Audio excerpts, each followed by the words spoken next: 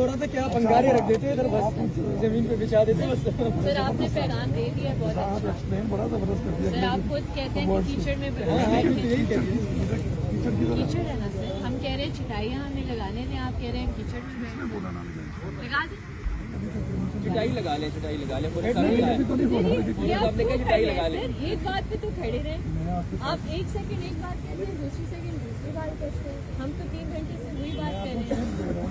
Sir हमें chair नहीं चाहिए, हम चिटाइयाँ लाए हुए हैं, हम टेंट लाए हुए हैं, हमें लगाने नहीं लोग बहुत ज्यादा हैं। अच्छा फिर हमें 40 कुर्सियाँ मंगवा दें, 40।